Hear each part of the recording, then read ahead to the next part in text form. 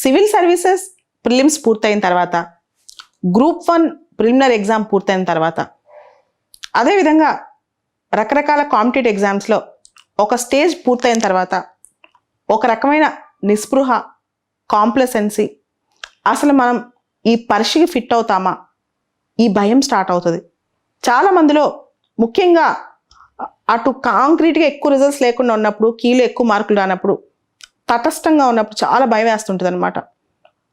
So ఈ టైంలో preparation dull అయిపోద్ది. ఒక నెల 2 నెలలు మనం చాలా వీక్ అయిపోతాం. ఒక రకమైన డిప్రెషన్లోకి వెళ్ళిపోతాం. ముందు దానిలోంచి బయటికి రండి. ఎంత తొందరగా బయటకు వస్తే అంత మంచిది. ఎవరైనా సరే గెలుపు కోసం పోరాడతారు. గెలుపు కోసమే పోరాడాలి. ఈవెన్ ఒక గేమ్ ఆడుతున్నా, ఒక లక్ష్యం పెట్టుకుని పనిచేస్తున్నా, లేదా మనం ఏ రంగంలో ఉన్నా సరే గెలుపు కోసమే పోరాడతాం. అందులో తప్పలేదు.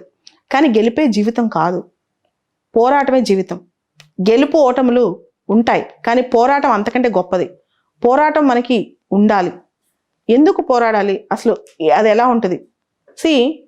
మనకి నిస్పృహ ఎదురైనప్పుడు, మనకి దిగులు ఎదురైనప్పుడు మనం ఇంకా ఎక్కువ కష్టపడాలి, ఎక్కువ గంటలు కష్టపడాలి. ఆ పోరాటం చాలా టఫ్గా ఉండాలి.